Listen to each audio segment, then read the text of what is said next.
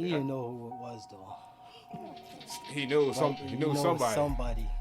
Jeez. You know it was somebody. Jeez. That's enough to know, right? Yes, sir. Yes, sir. That's enough to know. Well, you know, FaceBoys podcast. It's a struggle for like older cats to really find their place nowadays. You want to act like you need to keep up. I mean, you can keep up and still be in your lane. You know what I'm saying? Too much follow fashion. Follow fashion. I haven't said that in a minute. Poppy show. Poppy show. Elastic and plastic, virgin, proper things. Yeah. So this is what, episode number 4? Yes, episode number 4. Powerful number 4. Yeah, man. So Notlam, Yo, what's been popping lately? How's the studio been running? massive upgrades. Yeah. Progress. Yeah, definitely. Which you already know. Oh my goodness! Every time I come in here, it's something new. Every dime I get goes back into the studio. That's what you're doing. You're just throwing like Well, obviously, you pay bills. Make sure the people are taken care of. Some people, that work here. That's crazy that you said that, because I just asked Pam. So y'all about to go on vacation and stuff like that, because you're training the engineers. And Pam looked at me like, vacation? You know what? Maybe she it wasn't even on her mind. You know what I'm saying? I was like, wow, you guys are grinding. I mean, that's where we want to get. She did say that. That's where you want to get. Yeah. I thought I'd have a building by now, but after COVID, I realized the home setup is probably the best setup, because when they locked down everybody, yeah, we were still operating a little bit, under the radar. You can do, you're able to, right? Yeah, you're under your own rules. Right. No landlord. Exactly. Some paranoid landlord saying, look, man, I'm locking everything off. I don't want to catch it. I don't want to get arrested. Blah, blah, blah. Next thing you know. Yo, the vision is to get a decent sized house, maybe a little bit bigger than this, out, in the country. Not so much country, but out there where you got land, have some animals, and, maybe like 3 or 4 studios. Set wow. Up right? Each one a little bit bigger than this. And that's the goal. Nice. I like that vision. Jeez. Like a complex out there. Like a Notlam Studios, like how Snoop has. But in a house, Uh-huh. In a house, I envision a cafeteria. I envision, a studio that you can smoke in. Yeah. That one studio that. Yeah. Like how Snoop has his compound out in L.A. Have you ever seen Snoop's compound? No, I haven't. Compound? Snoop has a compound out in L.A. where he does interviews, and I guess their podcast too. You know what I'm saying? He shoots videos in there. No, I haven't seen it. Yeah, there's an episode where he's with Gilly the Kid and Wallow from $1 Million Worth of Game. And they're just talking about the podcast. I mean, they're talking about the compound when they're on the podcast and the whole setup. And that sounds very similar to what you want to do. You know what I'm saying? Like he's got this whole, I think it's like a warehouse maybe, where it's like several studios and he's just doing different shit in different studios. Just how you said you want one where you can smoke in, a cafeteria, you know what I'm saying? He got like a spot where you can record music, where he got a spot set up with shooting the videos. There you go. He got the engineers already there working and shit. Yeah, you can play ball outside. I think there's definitely a basketball court. Snoop always playing ball and driving Cadillacs. You know what I'm saying? I mean, that Hollywood game is crazy, but I like to see how certain niggas sort of stay on their shit. You know what I'm saying? You hear crazy, background stories, but certain niggas like Denzel Washington never really did no funny style shit in no movie. You know what I'm saying? He just stayed on his shit, right? Mm-hmm. Snoop still with the same people from when he started, right? What do you mean funny shit? Like wearing a dress, like doing a Big Mama, or Nutty Professor, or when Wesley did the drag thing with because they had to. Yeah, he never stepped out of bounds for him to have to be forced to put a dress on. There's like some kind of like process they all go through, except for certain man who's like, you know what, I'm holding the line, and it's gonna be what it's gonna be. Dave Chappelle is one of them. I'm holding the line. And okay, they're gonna call me this and they're gonna call me that. You know what I'm saying? That nigga went through like 8 controversies and shit. For what? You know what I'm saying? He no different from anybody else, but because he holds the line. So now they throwing that shit at you. You know what I'm saying? Yeah. Denzel talked about that too. I saw something where he talked about. He didn't say it in the exact words, but hold the line because. People they'll flash the money in front of you. They know you're in a situation, and they know all they gotta do is flash the money in front of you and get you to do what they want. And then they got you. You'll never be. And you see, and that's why I never took any loans from any banks. Yeah. Not interested in when they were giving out, I took the that government money they were handing out. A little bit. But I mean, there's a certain point where I was like, nah, because I know where this is headed. Yes, sir. And they did exactly that. They went and turned it around. Of course, turn it around. Hey, you owe. Yeah. You made too much money. You owe. You know what I'm saying? That's crazy though. Like, once you make that wrong. Once you let go of the rope, so to speak, you know what I'm saying? You can never quite get it back. You know what I'm saying? Like I remember Norway was talking about, he said some crazy story. He was like, bro, he was halfway joking, I guess, but he was like, yo, they showed me 2 doors.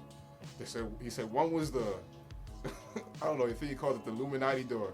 And then one was the get the fuck out of here door, something like that, he said. And he's like, take your pick. And he was like, man, no, it wasn't get the fuck out of here. It was more like going on your own type of door. You know what I'm saying? Or go with us, the connected guys type of door. Which one you picking? And he said he picked the other door, and his music career has never been the same since. You know what I mean? That was like the last type of interview I heard him do before we went hard onto the Drink Champs and the podcast and went into another direction. Like, yeah, that music shit is done. Especially after you said that, you know what I mean? You know what I mean? Like, you definitely got to find something new after you say that in the interview, you know? Yeah, his podcast is doing well. Yeah, the Drink Champs is doing well, but I think he needs to clean it up a little bit, though. What do you mean? I've been hearing a little too many people complain how they, like, too drunk, too sloppy. Yeah, that's why it's called Drink Champs. Yeah, they They don't edit anything. On that that's shit. What I like about it. I like it too, because it's real. You know what I'm saying? And it's not going to be perfect. You know what I'm saying? But, man, there's a lot of people kind of giving them the reputation like they're chatterboxing or chitty-chatty. Look at those people, man. You know what I mean? Those are the ones that are hating. They just so want people to definitely win. hating. But it's like, it's gaining momentum. You know what I'm saying? Like, I'm not like saying hate? I'm not saying it's right. You're saying the hate's gaining momentum? Yeah, the hate's gaining momentum. I'm not saying. I know all about that, yeah. People are trying to take me down right now? Come on. And why? Just because you're successful. Exactly. Because they see you progressing. That's the only reason. It's not nothing personal. They just see you doing something and you keep doing it. And they're like, hey, I'm not doing that. And you keep doing that. That makes me feel bad. So either you're some kind of fake and I'm going to wait for you and pray for you to fall and laugh when you fuck up, or I'm going to start fucking painting a different picture and trying to make it look like you're not really that dude. Like you're not really that successful, or you spoiled, or whatever. Your pops is this, or you got a this, or whatever. You know, people always got something to pull out of the air to try and make it like he not really that nigga. I'm telling you, it doesn't matter who it is. Dragging your name. What is that? Dragging your name. Yeah. Drag your name. Just because you stand on something. What was that quote somebody said? What the fuck was it? In a world where nobody believes in something, people are scared as fuck of people who believe in something. So everybody's out here fronting and shit and following and chasing and shit. But once in a while you'll see somebody pop up that just stands on it, right? Right. And they are what they are. People will say this, people will say that, but they just keep doing what they're doing. It's, you know what I'm saying? And they let the controversy just blow over, and they keep it moving, right? There's certain cats we see do that. Those are the cats who get the most amount of hate. Yeah, I saw something on Instagram. Because people don't want to believe, you can't be real like that. There's no way you could be that real. And so they just keep throwing shit at them. You know what I'm saying? Trying to get you to fall. Yeah. Jeez. I know all about that. As soon as I bought my house and certain people found out. Yeah. You know, it was certain people you thought they were friends. And then you got your house and it's like, wait a minute, it's a different energy, right? Yeah. Jeez. I don't want to say too much because the last thing I need is a hater on the other line. You know. No, I mean, this happens to everybody. Targeting them. I am not targeting nobody. I'm doing my thing. No, this happens to everybody. This is what happens. Like, you know what I'm saying? When you start doing stuff and making certain moves, people go two ways with it. It's like, they say, yo, man, that's a great job. They love it. Or they hate it. Oh, but thing is, though, it's not a blatant in your face kind of hate. They'll smile in your face and act like things is cool. Behind the scenes, you know, as Ray said, dragging your name. Right? Behind the scenes, they're dragging your name. And it's like, wait a minute. And that'll make you be like, all right, then fuck everybody. You know what I'm saying? And so now people that's rocking with you get that energy. Get bad energy from the one monkey. You know what I'm saying? One monkey ain't supposed to stop no show, but sometimes the one monkey stop the show. Because niggas be like, all right, well, fuck these niggas. And throw the baby out with the bathwater. You see what I'm saying? Bad apple spoiled the bunch, bro. Yeah. You know what I'm saying? Cats get emotional. Next thing you know, a good nigga be like, all right, man, fuck that shit. Or even with the ladies, you know what I'm saying? They got they you know, the ladies got catty back and forth all the time and shit. The next thing you know, they're like, man, fuck these bitches. And they got like one friend. They don't talk to nobody no more. You know what I'm saying? It's like, what the fuck? You know what I'm saying? You can't network, you can't build. You just stuck. You know what I'm saying? Like, fuck the world. But I ain't gonna be bitter though. It is what it is. You see that shit happen, and it's disappointing, but you gotta laugh it off though, man. Fuck it.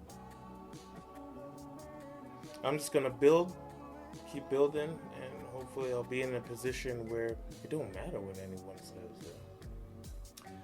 Suck it. See, the thing is, when you keep building and you keep going, you have to be more aware of the haters. Yeah. And you gotta protect you and yours and make sure everything is straight, right? You know what I'm saying? Like, it's unfortunate, but you know, like the harder you go, the more you still have to fight. You're saying there's threats. You develop threats when you trying to do something with yourself. Like, you're gonna have people saying, "Oh yeah," you know what I'm saying? They're looking at you like food, you know. It's unfortunate. Why him? Why not me? Why him? Why not me? Broke nigga. All he got is a pistol. You know what I'm saying? I do this, I do that. Feeling sorry for himself, and boom, you just in his face. Everywhere you look, he just see you. Because I feel like people don't understand the process, you know? Of course not. The process, they don't understand. They see the result, but they don't know what it took to get. Yo, Max, when you first started recording with me, I think I may have told you this, but you may have noticed because you're a clothes man, you're a shoes guy. Yo, I had one or two outfits, bro. Rage, I was just telling Rage about this. About you know what I'm saying? You came up from fucking simple beginnings. You was grinding. You wasn't. None of this shit was here. None of this.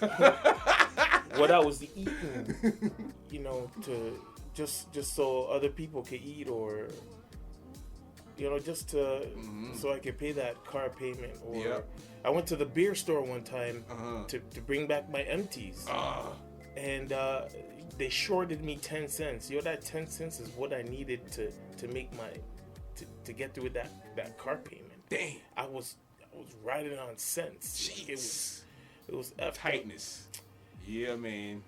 Right up on that edge. Right on that edge. People don't know the what I've been through to get to where I am. So they see the end result and they think that, and that's when they hate. And it's even the biggest people out there. Let's just say Drake, because he seems to be everywhere. When Drake was coming up, he not coming up, but he was there. His videos, portrayed him living the life, and a lot of these, I have to speak for Toronto. And I still see it today. They get in the video, and what they're doing, they're showing their money. Yes, sir. Yes, sir. But they went to the bank and they withdrew that money and just came to the studio and they're putting it on camera. Yes, sir. And then they have problems paying their studio time. Of course. And you're seeing all this.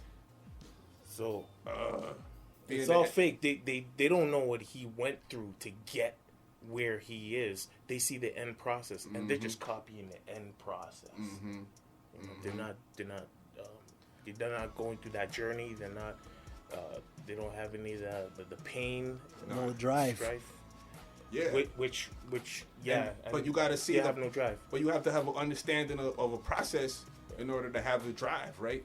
These kids are looking at it like you just popped up. Like, Rage, you got your beats.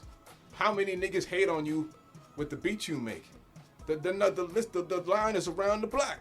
And that's niggas just beats. And niggas just want to. That's just music. And niggas want to be rapping. Niggas will be doing whatever they're doing, and they'll see Rage making some beats, and they just want to boom. Next thing you know, they want to start competing with it. They pop up out of left field and just compete. How and start making beats on that level and saying, "Yo, let them." But why try and step out of your lane just to try and bring a next man down or whatever? Like, why are you looking at? He doesn't have to go anywhere. He doesn't have to. He has to just keep doing what he's doing. Yes, but because he's doing what he's doing, he's going to generate this kind of energy. Imitation is the best form of flattery to me. What's that? Imitation is the best form of flattery to me. Okay. Yeah, but man, sometimes that imitation is like niggas just trying to steal and run. And some people get away with it. And if they can get away with it, they would.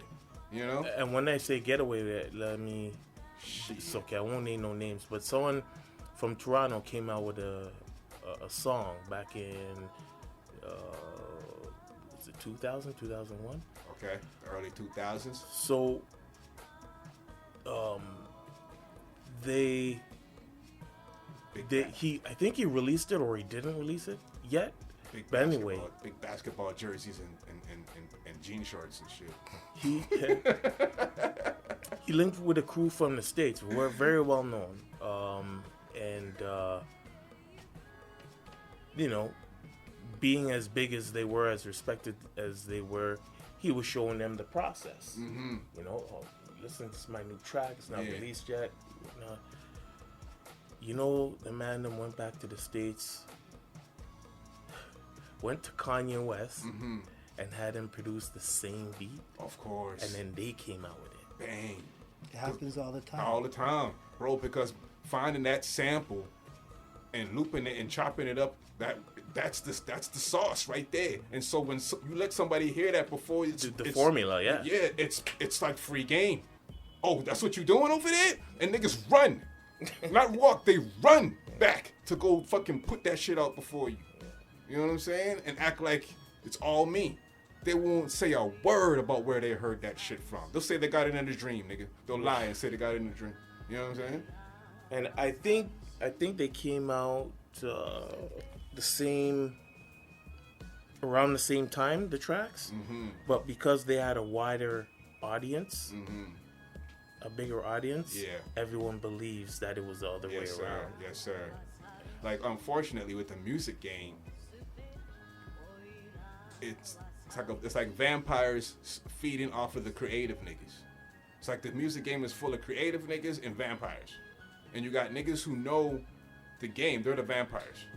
And you got the naive niggas, they're the creative niggas. They're going hard. They're doing their thing. And they got some nigga coming through to their studio session just hanging out, smoking blunts, you know what I'm saying? Shoot a little TikTok, Instagram video, whatever. They peeping your whole shit. They're finna steal your whole shit. They're looking at your whole process.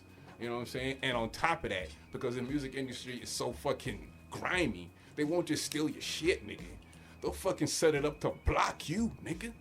So that you can't even defend yourself. You see what I'm saying? Like, they'll tie your hands up and steal your shit. They won't just wait for you to not be home, you know what I'm saying? And no, they'll fucking take your shit and put some block type stuff on your career.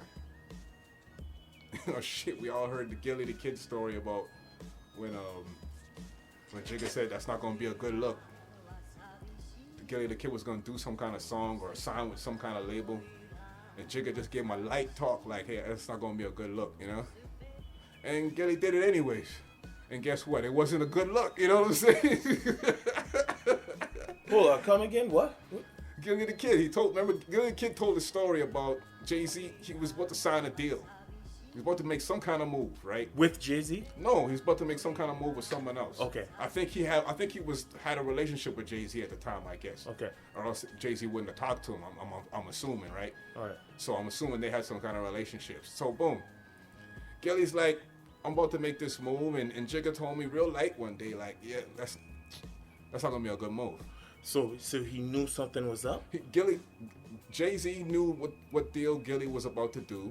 Okay. I guess Gilly told him. And Jay-Z said that's not going to be a good move. You know? Okay. And he didn't really expand on it. And Gilly made the move anyways. So Jay-Z had some info on the inside about something, or maybe just Jay-Z said if you're not going to work with me, you're not going to work with nobody. Ooh. It might have been that simple, you know? Who knows? I mean, but when someone says, hey, that's not going to be a good look, sometimes it's a little more than somebody just saying something to you, you know, in passing, you know? Me and Fame always make the joke about when the mobster gives you that pat on the back while you're walking. That's not a, like, hey, we're buddies type of pat. That's like, hey, you're coming with me. You better fucking keep it moving. That's that type of pat. You know what I'm saying? Like, when you're getting pressed, it's not going to be obvious. You know, you got to be hip to it. And if you're not, you're just going to end up on the fucking street corner with your nuts in your hand and nothing left. Like, hey, I was the man just a week ago. What happened? You didn't peep the signs, man. We're warning you. You know what I'm saying?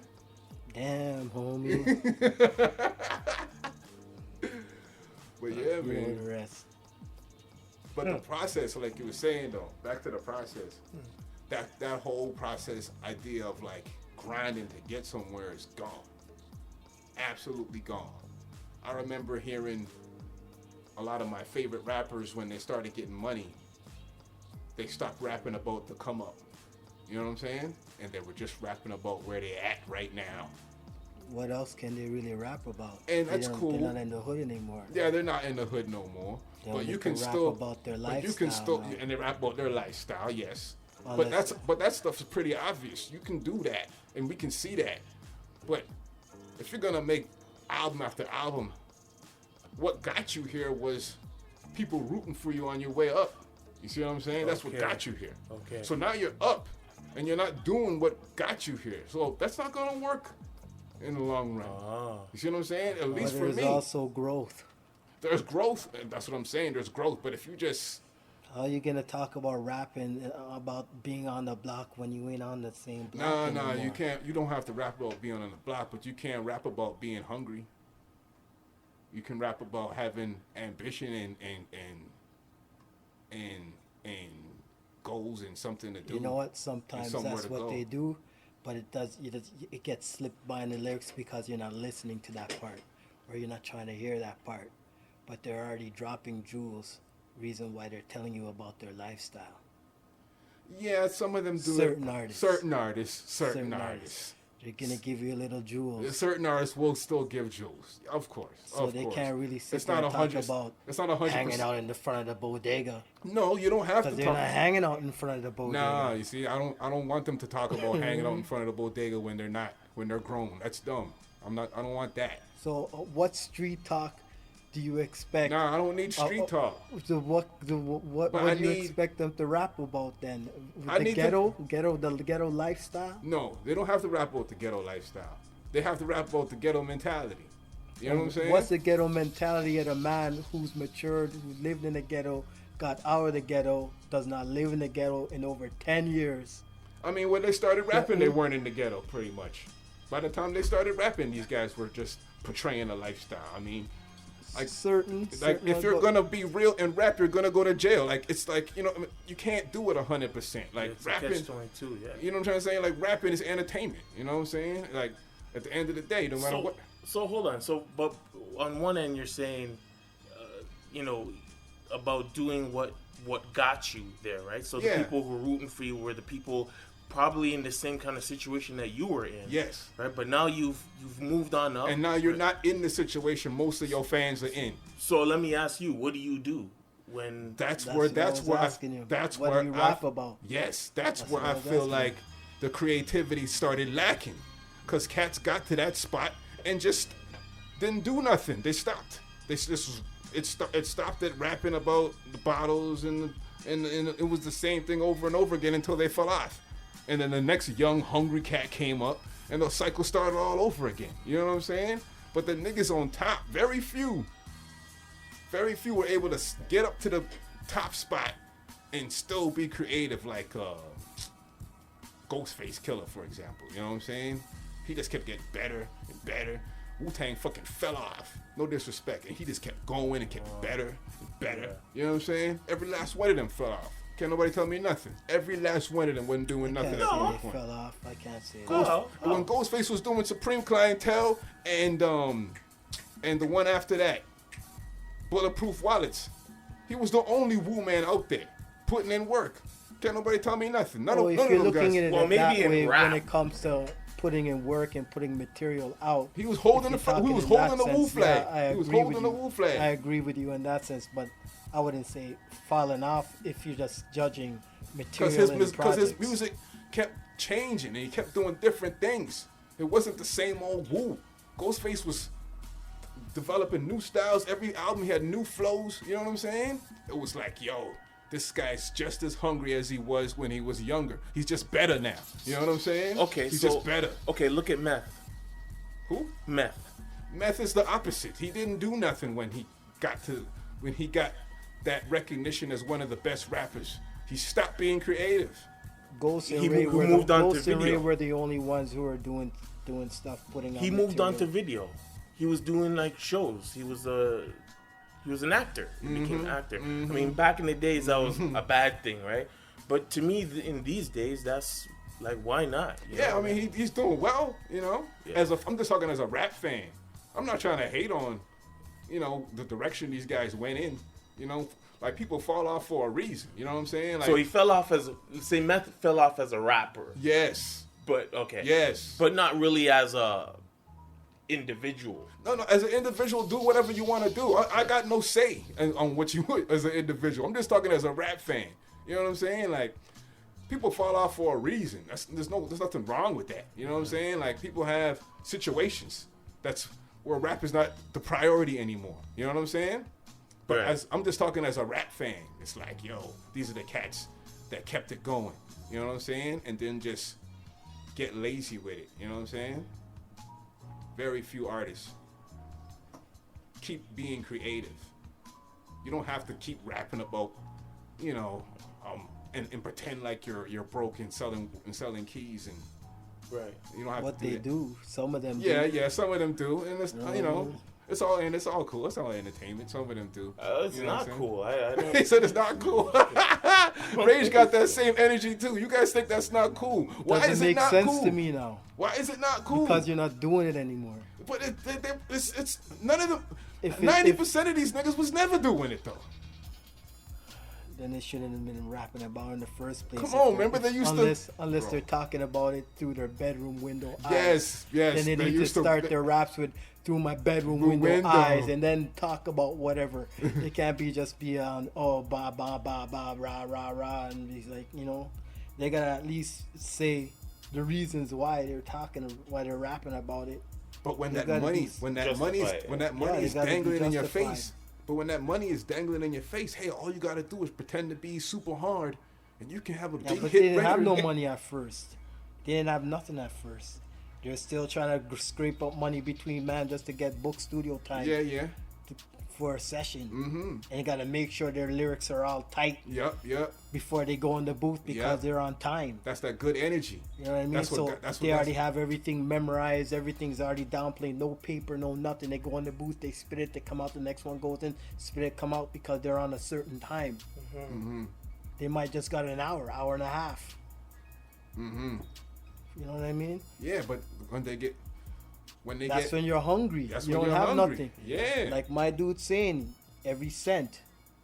He lived with every cent. Yep. That's, you can see now the fruits of your labor. Yes, sir. Right? But what is he doing with his fruits of his labor? He's still building. A lot of these rappers, you say, oh, well, what are they supposed to rap about? I mean, come on, think of something. You're a rapper. But that's different because they're literally, okay, look at it this way. You live in the projects. You start rapping at, 12. You start taking it serious at 14. You start hearing about studio because you never even probably knew that you can go to the studio and record your own and hear yourself on a mic. I'm not talking about this time where you can just plug in your phone or your laptop. I'm talking like back then, in the day, these guys that we're talking about right now, how they struggled. That's how it was. They probably didn't even know that they can even record and go to a studio down the street where they live and record for a couple bucks and hear their voice for the first time, right? So when they find that out, let's just say it's about 16, 17, somebody told them, come and they take you to the studio, and they come and they say, oh, this is how they do it. This is how the magic happens. This is how we hear these records. This is how I like this guy, that guy, and whatever. So you start doing it. Now you hear your voice for the first time. You're like, oh shit. Your brain's on fire, You still don't have that confidence yet. When you get that confidence, you might play it for your friends. Oh shit, that's nice. Boost your energy. Go back to the studio. Right? Now you want to pay to go to the studio. So what you doing? You're scraping up money. Grinding. Right? Yes. The whole Some shit. dudes, it depends on the person. If you're the person looking outside the door, out the window, you have to be scraping up money unless you got an allowance. But if you're on the block, maybe you're using your block money to go to the studio. Right? You get in the studio, you do your stuff. Tradition. You rap about whatever it may be. Yes, sir. Whatever your lifestyle, what Whatever other it people is. are doing, whatever your friends are doing, what's going on in the streets, whatever. Yeah. So now you reach a certain age now you're in the game. You get signed. You get signed at 17, 18. Right? Yep. You're in the game now.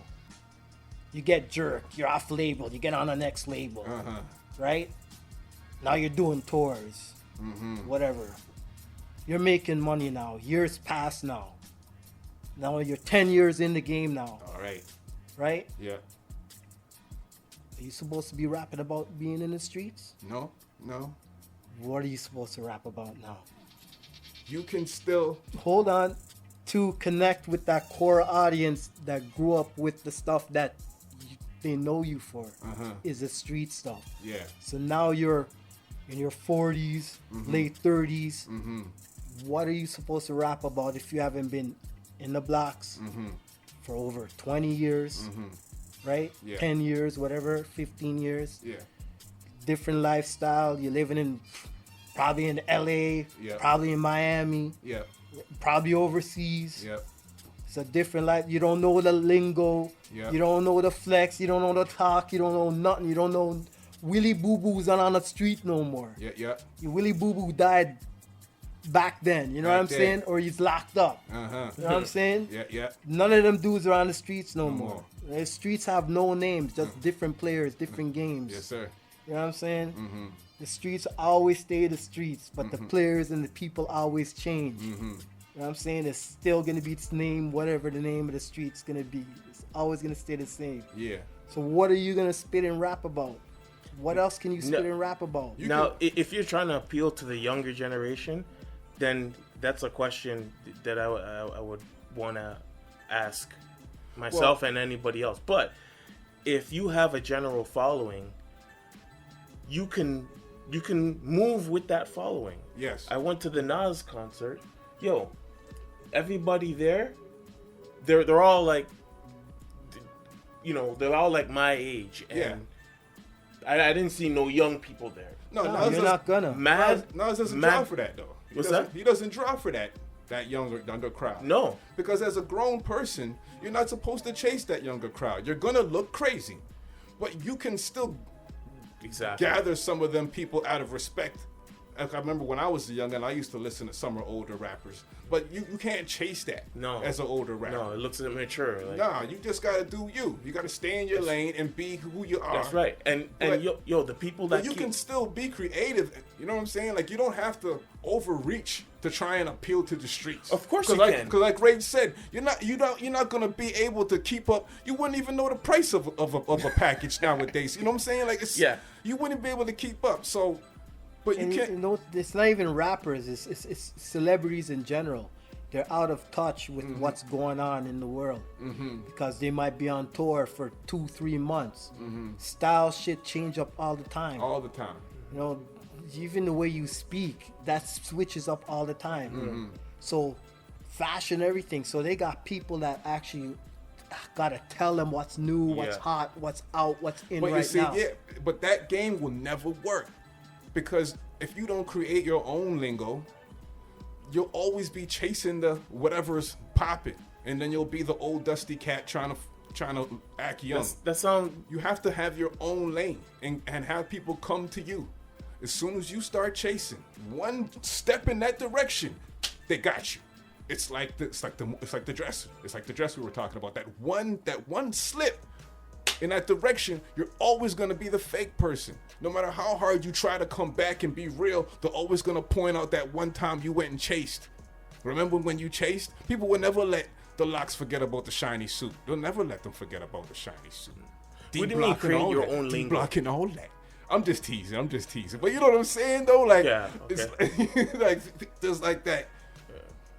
You got to be careful to just stay and do what you do, and whatever fans you get, it's got to be organic, because if you get your fans doing the fake shit, now you got to stay doing the fake shit. Man, good luck with that. You know what I'm saying? And the stress involved. Like one slip up, oh no, they found out the real me. You know what I'm saying? Like even L.O. Cool J with him not taking off his hat all those years, scared to show his head. Like, imagine the stress of somebody run up on that nigga and knocking your hat off, nigga. You know what I'm saying? Like, he probably happened though. So he's got to have this in the back of his. Him and Rakim were slap boxing. Okay. And Rakim was trying to slap the hat off his head on purpose. On purpose, because he knew that would fuck with him. He got mad. You know what I'm saying? He got pissed off, didn't he? You know what I'm saying? He ain't on slap box no more. You see what I'm saying? That's what happens when you start fronting. You always in a spot where niggas can just poke you. You know what I'm saying? And the man that wet up his Kango one time in Fever. Oh, yeah? Club Fever. Toronto niggas have so many stories about disrespecting these rappers back in the day, man. And I know a lot of rappers won't admit it, but like that era, like the Redman, LL Cool J, that whole era, they used to come to Toronto, and a lot of them used to catch static, trouble, disrespected, because they would throw shade, and the slightest bit of shade, sometimes it wouldn't even be shade. Sometimes niggas like, you know what I'm saying, like, you know, raging his peoples then will press them for no reason or something like that. But sometimes these niggas would throw shade on stage, and it'd be a Red problem. Man got his arm broken too. There you go. Who? Red man. Got his arm broken. Yeah, I heard Biggie got buckled when There he you came. go. There you go. You see what I'm saying? Like, there's so many stories like that. You don't call all the names, but that's a light sample of cats who just got buckled or their arm broken. You know what I'm saying? Keith Murray running down the street. Jeez. Running down the streets. You know what I mean? Shit. And I like all That's these rappers. sad. These are legendary rappers, you know? But when you're in foreign territory, act right. Shoot. We always had that chip on our shoulder out here, especially. Knocked off an I dance one time. Okay. I, those rappers. Yeah, I remember I, yes, Pete sir. Rock brought down. Uh-huh. Knocked that off one time. Okay. Couldn't get in, so I said nobody's. Nobody's getting in. Nobody's getting in. That was the days where every party ended the same way. You know what I'm saying? The G's always ended the party or allowed the party to go on. It was always the streets that dictated the party back when we were growing up. Always. Always, always, always. You could be the promoter, you could be the DJ, you could be the security. The streets are gonna dictate what's popping and what sometimes even what the DJ's playing. You know what I'm saying? Shit. Sometimes if the DJ don't act right with the records he's playing, the party's gonna be done. You know what I'm saying? Oh, that's for sure. Jeez. Crazy, crazy town. Compared to now where it's like Lamborghinis and rented Lamborghinis and Ferraris and fake titties and asses, and like the Toronto club scene is so different from what made it the club district. What made the club district is completely different from what the club district is now. There's none of the roots of it there at all. Like it's all in the outer side. Like I don't go to clubs nowhere. No, of course not. You don't belong. You can go to a day Feels party. uncomfortable. You can go to a day party on a rooftop or something like that, but don't go to no club with your old self. Dark, sweaty, people stepping on your shoes and shit. There's nothing wrong going to a club with your wife, bro. Yes, sir. Yes, sir. Grown man shit. You know what I mean?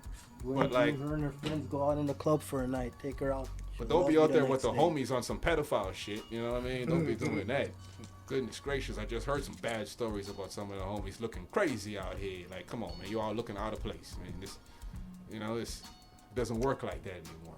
Where we used to hang out in the street, bag a few, whatever, and maybe go to the hotel. You know what I'm saying? Like that era is gone. I don't know. You don't remember that era when like Friday night on Yonge Street, No, but you're talking weekend, urgent, and then man. Saturday you go to the parade, you know what I'm saying? Yeah. And then Saturday night you be trying to find a group of girls that have a hotel, you know what I'm saying? You never did that mission? I mean, we were pretty conscious about who we were fucking with, you know, at least the niggas that I was with, they would make sure that they were, you know, above, you know, appropriate age, you know. No, of course, but I'm talking like back in the day when you were young. Okay, so like when we were young, we used to make that mission. That was the mission we were on. Well, you know yeah, what I'm saying? Yeah, of course. Nowadays, hell no, you wouldn't be moving like that. But I with mean, your grown self. I mean, as the 22, 24 years old, we were pretty, yeah, some niggas pretty are serious about, you know, not fucking with some of these girls that look like they're 22, 24. And they're just underage, you know? Some niggas are scandalous and don't give two shits about that kind of shit. But I never really liked the young thing anyways. That's kind of... Well, I mean, shit, you know. You can't get caught up in that messy shit, you know what I'm saying? Yeah. Don't break the law and you'll be alright. Yeah. You know what I'm saying? Yeah. But, like, as a grown man, there's certain things we have to just put down, you know? Yeah. And things are definitely not the way they used to be. You'll be out here looking crazy thinking things are the way they used to be when they're not. That's what we were just talking about with these celebrities that are out of touch. You know what I'm saying? Like, niggas our age that's looking to have fun need to find different ways. Like a different way of having fun. Yeah. You can't trying to be a... Parking lot pimping is not... There's no such thing as parking lot pimping out here no more. It doesn't work like that no more. You know what I'm saying? Like, that used to be a thing growing up, of course. You know what I'm saying? Like, you never have to go inside the club to have fun, you know? You just have to be around the right club, you know? And you could have a ball, you know what I'm saying? Just with the traffic. You know what I'm saying? That was the shit. That's facts. Mm-hmm. grown man fun is like going to the gun range or something. You know what I'm saying?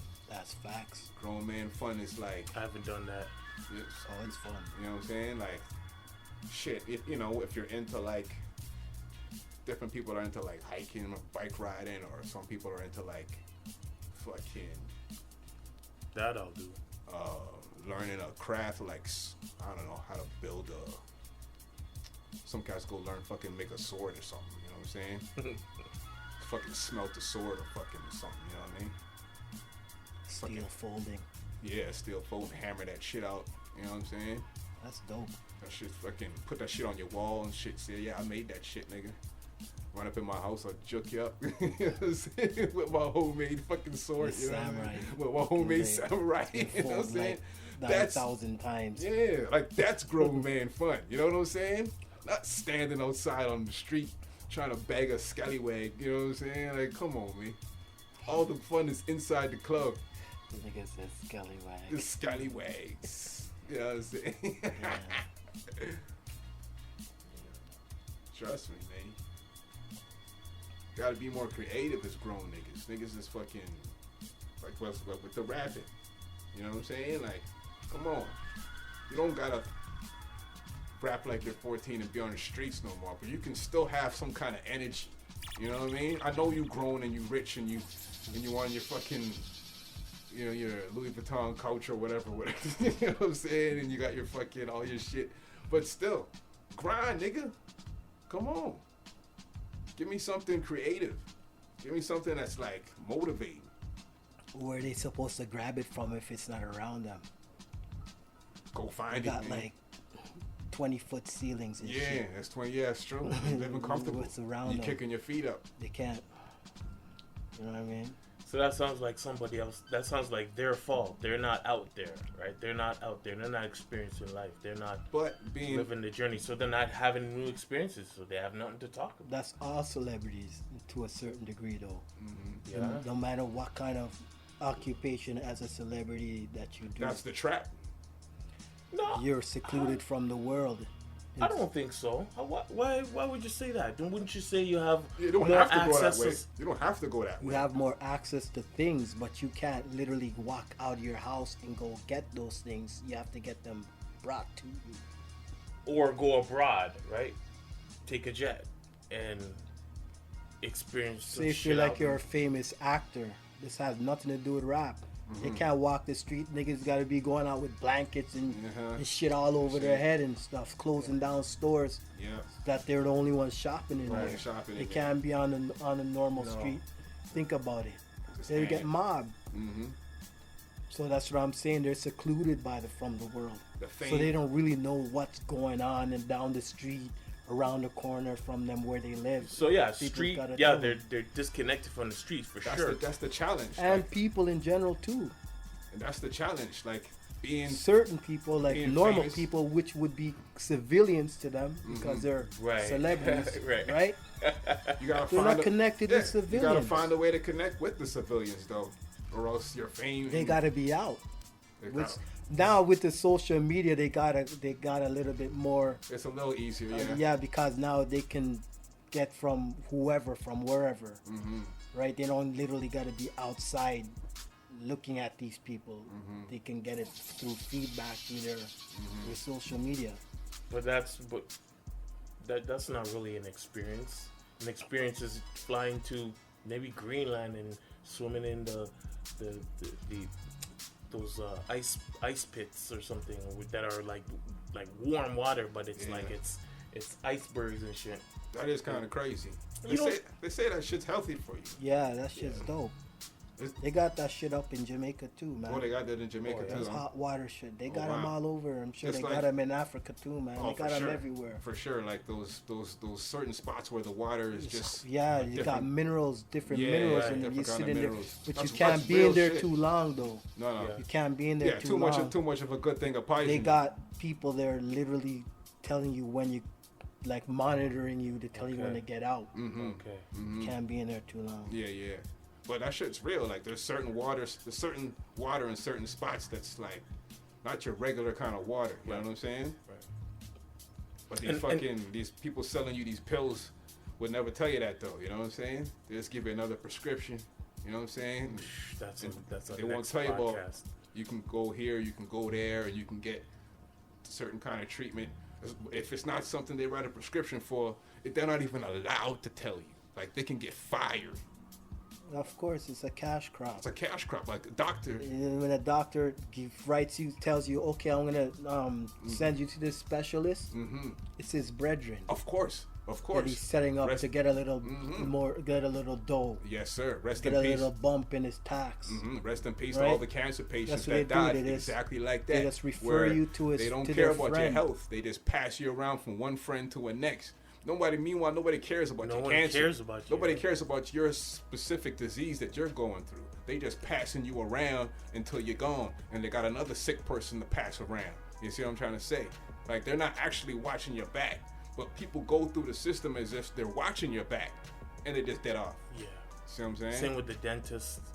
They do not have your back. You know what I'm saying? Yeah. They're like a tool. I went to the dentist and to see about just a cleaning. The dentist is trying to get as much money out of your insurance company as possible. That's all he's trying to do. At least the doctor is with the government. The dentist, they're a business. They're straight. I mean, so is doctor. Yeah, a dentist right? is more blatant. A doctor's got to be a little more sneaky with they'll never privately owned their own. Yes. Own thing. So they got to work harder. Yeah. So I went there and then they said, okay, this tooth, it's got to come out, and I believe them, right? It's broken. It's got to come out. Yeah. So he booked an appointment, and before 2 days before they call me, okay, so it's all set up. You're coming in to do this, and we're gonna see about what maybe we'll pull those molars you have, and I'm maybe we'll do some other work. We didn't talk about that. What's going on? Like what happened? What's these? You're not pulling. I don't want no other teeth pulled. And they'll just fuck up your mouth till all your teeth are gone, and you gotta pay for implants, and they'll just keep it going, yo. And they'll just keep it going. Just like a car. If you don't know anything about cars and you go, they'll just keep they'll milking just you. fix something and be like, oh, we seen something there too, but I didn't ask you to fix that. I just told you to. Because they got their bills to pay too. Or something. And it's like, because they get in a tight spot. Now they start throwing their morals and principles out the window. And squeezing you. Yeah. And now you looking at them like a piece of shit. But they're like, hey man, I'm in a tight spot, blah, blah, blah. But man, you're not trying to hear that. So now everybody's chasing the dollar. It's tense. You know what I'm saying? Yeah, everybody's out there fucking around with somebody else's livelihood. Yeah, that's like the game they put us in. It's like, okay, y'all screw each other over to make some dough. You know what I'm saying? And may the best person win. You know? See if you can survive this game without getting shot, stabbed, or kidnapped, or whatever. End up in jail, turn crazy, whatever. You know what I mean? See if you can make it. And if you can, congratulations. That means we can target you. You're easy to spot. Yeah, but I don't trust any of these doctors or dentists or any. Yeah, I mean, it's not like they're bad people, but they're playing a bad game. You know what I'm saying? They're in a spot because they got bills too. Like the game they playing is fucked. No matter what their individual moral principle is, they're playing a game where if they tell you a remedy for something that's not a prescription that they wrote, they can get in trouble for that. They can't give you natural remedies. They have to write you a prescription. It's part of the game that they play. No, I never heard that they have to, but they can't. That is the norm amongst doctors. They can't give you the natural instead of the prescription. They can give you nothing, but they can't say, I got this prescription, but I'm not going to give it to you. I'm going to tell you about this other thing. If they do that, they got to do that off the record. Off the record. Right. Off the record. Okay. Part of their job is the prescriptions. They got to keep that train running. It feeds the whole system. Right. And so now they're just trying to be a good doctor, but now they got these people telling them, but hey, we got this system we got to keep running for you to even be a doctor. You know what I'm saying? So now there's got these, there are people from both sides. I see that. Yeah, they go. Yeah, from what I see, they go in with good intentions, but they get corrupted. And that's the trap. They get good people into the fucked up game. That's what they need. It's a fucked up game, but they need good people to run it. naive, good people, good-hearted people. You know what I'm saying? Like I was saying about the music industry, how you got creative people, and they come up with all the creative ideas, and then the guys on top just snatch that shit up. Right. They pick and you know. He has a little bit more knowledge, yeah. and he knows how to just squeeze. Yeah. And just put a block on your. They won't just take from your shit. They will block your shit too. You know what I mean? I feel like I've been blocked in the industry too. Oh yeah. In this industry. Well, FaceBoys have definitely been blocked, but we don't even need to get into the details. But yeah, I mean that's just how the game works. It's not even I don't even think you can take it personal. I think it's just how it works. You know what I'm saying? Like you can't just be out here doing what you do.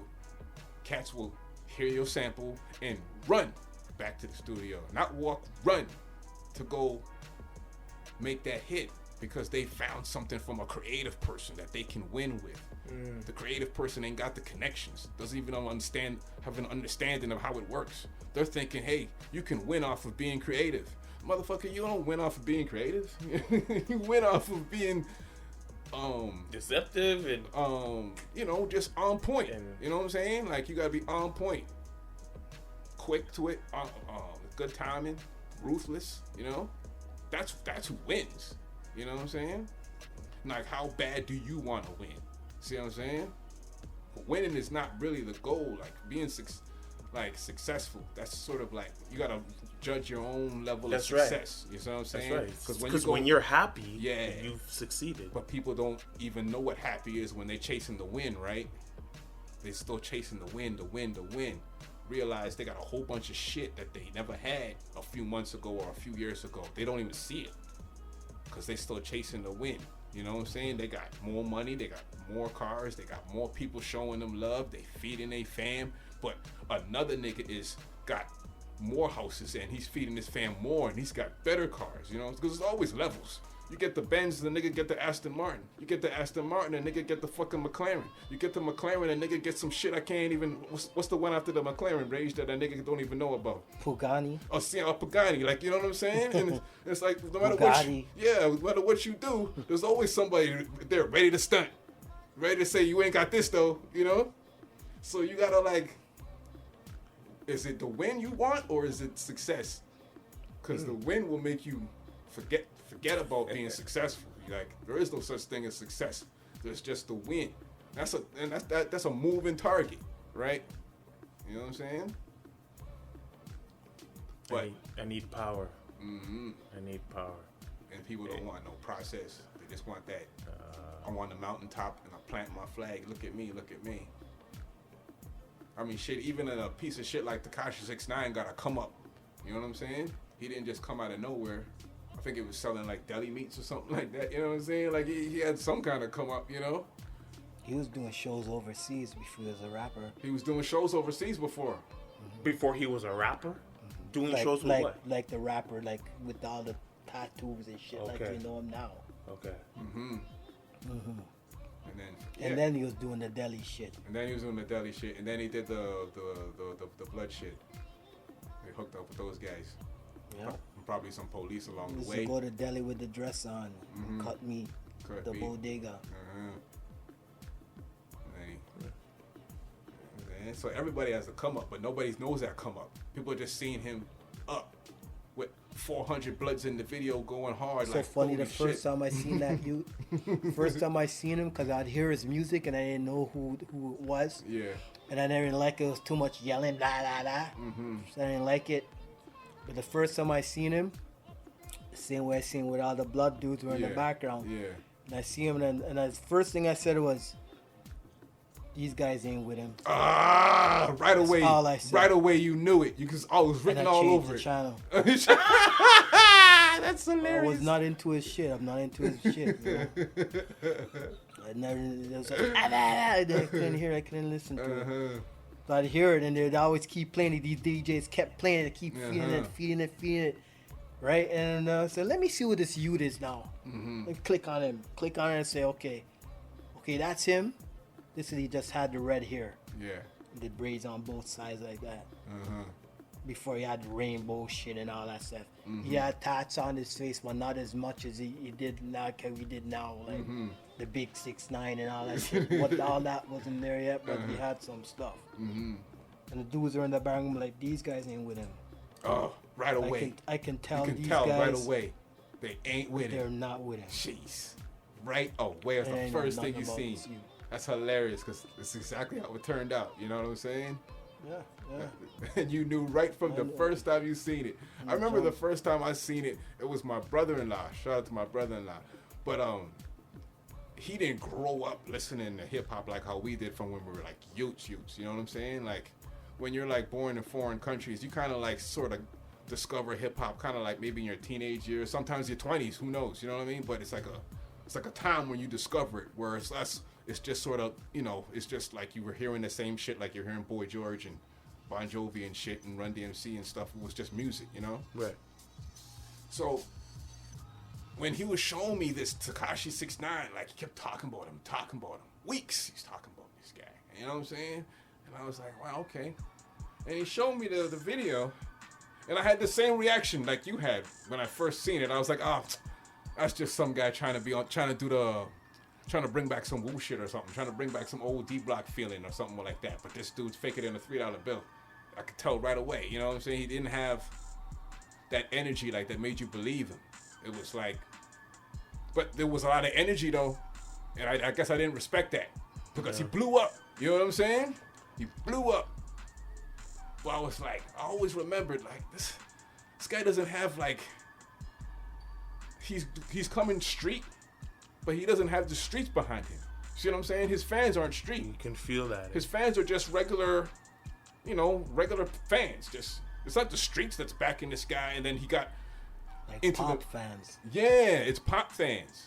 But he's coming all the way street. And it's like, no, you can't be all the way street because people would have then been heard about you. You can't just pop up like from the streets like it. It doesn't work like that. Who you with? And like Ray said, these guys ain't with him. As soon as you see these guys ain't with him. So who you with? You know what I'm saying? So there was always that disconnect. And boy, was it a disconnect. Well, at the end of the day, it worked out for him. Yeah, I mean, he did his little what? Remember, he was chopping beat in the bodega. And now he's way on top. Now he's throwing money all around. All around. Whatever. He's straight. Yeah, but I heard that wasn't even true. What? I heard that was... Was that even true? Like how he was throwing away money, how he had all that cash? Is that? Well, obviously it's like dough, it's bro. for show. He got dough, but I'm pretty sure that throwing away money stuff. His albums went like double, triple platinum, bro. He has money. Do you see that video with his card? He had all that cash in his card. Yeah. Is that true? I don't know about all that. Didn't he come out and say it's not real because the feds approached him or some shit? I don't know about all that because he's straight. He's living good. But when those guys do the stuff when they're throwing money and they're putting the pictures out and stuff like that, I mean, what? Let me tell you, that might look like a lot of money, but it probably just be 500,000. Yeah, like there's always a trick to it. You know, it's no trick. It's money. It's real money. It's money. But if it's in 20s and 50s and this hundreds, it's gonna, and they put 350,000 on it, it's gonna look like that. Okay. A lot of money. It's gonna look like that. But you might think it looks like a mill. You know what a mill is? A mill is this whole room. This whole room. In what, $1 bills? No, like in 20s, 50s, 100s would be like a brick, like a big brick, like huge, like a huge skid would be this room that would just hold a mill. But you can take some paper and make it. So when you see that in his little trunk of the Lamborghini, it looks a lot when he's pulling it out like that and he's just throwing it on the ground, he's throwing it on the ground, he's throwing it on the ground. It's probably just 500,000. But it looks like it's more than 500,000. It looks like, you know what I'm saying? Yeah. Because he's just taking out bundles and throwing it, but you're not seeing what are in those bundles. Yeah, how many are in those bundles? Could be all 20s. Could be just 50s. Fives. Do they got fives? They got fives out there? I don't think so. Do they? Yeah, I think they do. Yeah, They they have one. They still have the $1 bill, right? They still have the $1. No, they got ones over there. Yeah. They have to have ones. Paper, they have to have for ones. sure. They have to have ones. We stopped the $1 bill and the $2 bill over here. Yeah, no respect for the strip clubs out here. No respect. You're getting loonies pelted at them. Pieces of metal. You can't throw money. If you're throwing money at bitches out here, you're throwing what? Bro, 20s, you're throwing 20s and 50s up, and 10s and up. You're throwing 10s and up. You know, you balling. Bitch, no, unless it's a bottom feeder bitch. You don't want no attention. You're looking at that and kick it over with her heel or some shit. And we have our 5s too. They didn't turn the 5 into a coin yet. I think they were trying to. Thank goodness they didn't turn the 5 into a coin. I mean, everything's electronic now, so I guess it don't make. It's gonna cost them more money to do that if you had. They're gonna take what? Well, what difference does it make? You can't even take a 5 out of the bank, and who does anyhow? Yeah, well, to them, yeah, you can't take small increments like that. You can. Royal Bank can. Royal Bank, Not all banks. Not all banks. Just Royal Bank. Okay. And then some of the Bandoodle ATMs, you can take a 5 still. But those are like, they're charging you. They're charging you arm and a leg. Arm and a leg. $3, $4, $5 or some shit. And the bank's charging you on the other end too. Yeah. You know what I'm saying? You're getting hit twice. Yeah. That's crazy how they do that. How is that even legal? You know what I'm saying? That's when they know you're desperate, right? It's true. In like, a strip club. When you need cash, you're obviously in a tight spot. So banks are privately owned things too. What you say? Banks are privately owned shit too. Oh yeah, without a doubt. But hold on, with the oversight of the government in Canada, the bank that the Canadian government pays, borrows money from, is a private bank. All banks borrow from our tax dollars. Our tax dollars, when our tax dollars pay the Canadian debt, they borrow from credit unions. Yeah, credit unions. Those are private. These private motherfuckers run these countries. You know what I'm saying? Which are private things too, credit unions and whatnot. So the cops deal with credit unions more than banks. Mm-hmm. I ain't get into that shit. Okay, the cops deal with the credit unions over the banks for a certain reason. Because the banks are on some bullshit, and the credit union is a little bit more righteous. Mm-hmm. You're better to deal with a credit union than banks, anyhow. So I hear, if anybody wants any games, because of their intentions. Their interest rates as well are lower. So then, why doesn't everyone just bank with them? Because not a lot of people really know about credit. They look at it as a bad thing, like if you claim bankruptcy. And the banks set it up like that because that's competition. It's not a bad thing if you claim bankruptcy. That doesn't mean you don't have money. That just means you don't want to pay the person who's looking the money to get from you. That doesn't mean you're broke. Yeah. People claim bankruptcy all the time. Like 50. And they got money like crazy. Yeah, like 50 Cent claimed bankruptcy. Trump too. Far from broke. Trump claimed bankruptcy so many times it doesn't even make sense to count. Because that's part of his business, right? His business is doing a thing, and if it doesn't work, he'll just do the bankruptcy so he doesn't have to pay. You gotta owe the government some sort of money to make it in that country, bro, or any country. You gotta owe the government some sort of money to make it. Mm-hmm. In the States? Pretty much, yeah, States pretty much. There's ways around the taxes, yo. There are ways. You just gotta be knowledgeable. Depending on the kind of taxes, like if you own your own business, like you have your studio.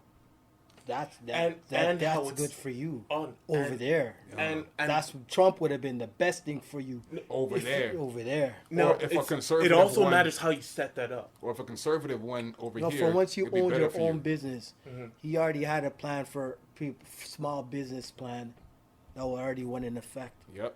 And a lot of those people with a small business were getting pushed out by Walmart and all that shit. And even so he protected a lot of people.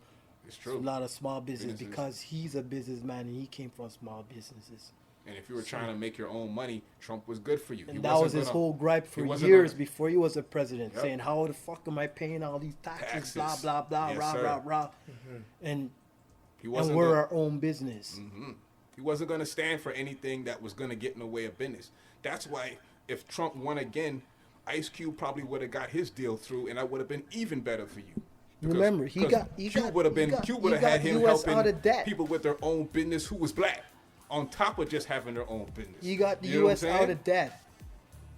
You cleared their debt. That hadn't happened in hundreds of years. No president cleared U.S. debt. Really? To either Russia to either China. I didn't even know. Cleared their debt, and then my dude came in, and then the vaccine shit came in. And fucked it all up. All up again. Messed it all up again because they don't want it to be fixed. Get me? Mm-hmm. Him being a businessman, business-minded, business-oriented. He's gonna fix it. That's what we're talking about with the private bank. That's America's interest versus the private bank's interest. Like this federal bank. I'm saying, you gotta owe to make money to be an establishment. Yeah, they call it a Federal Reserve, but they're not really federal. They just their own thing. You know what I'm saying? And the government, which is federal, is pretty much slaves to them because they're borrowing money from them and they owe them all these trillions of dollars. You see what I'm saying? And paying interest on that shit.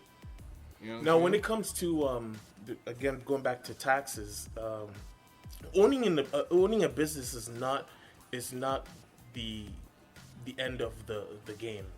It's only part of the process because from what I know, and I don't know the exact way, and this is what I want to work on when I so far right now there's only probably one person who can run the studio like I do, and I'm working on increasing that. Yeah.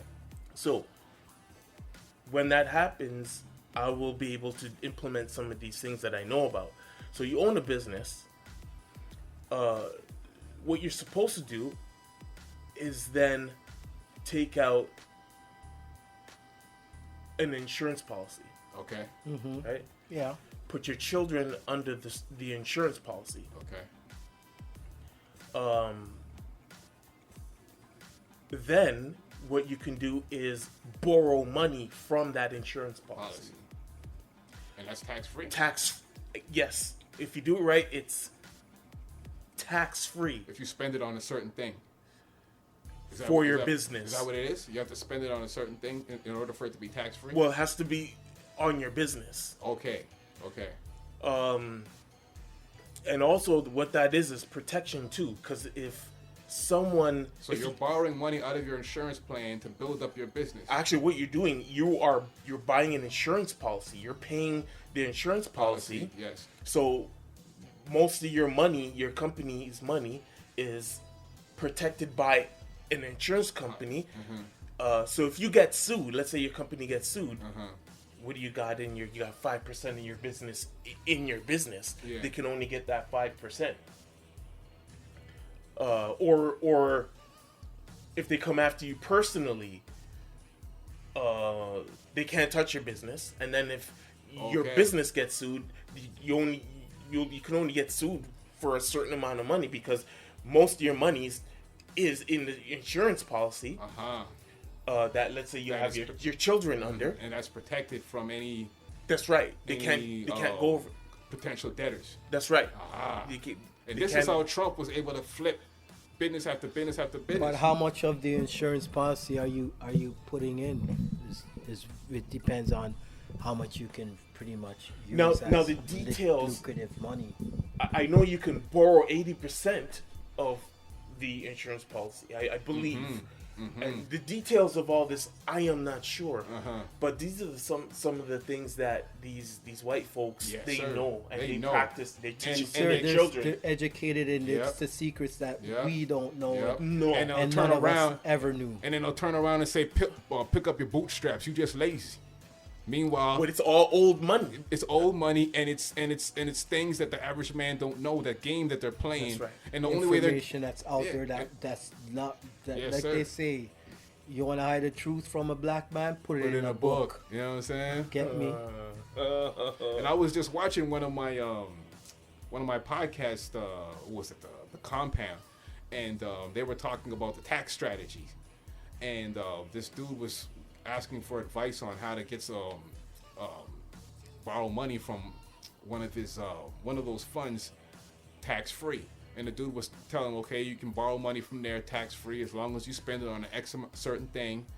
And because the market dropped the interest rate, something about the interest rate or the market had dropped so much that the amount of tax you would pay because your portfolio, that was it, your portfolio has gone down because the market has dropped. Everybody, no matter what you got, you know what I'm saying, your 401k, your RSP, everybody's shit has dropped compared to how it was a few years ago, right? Okay. So now when you draw money out of it, you pay less taxes than you would have if you drawed money out when it was more higher.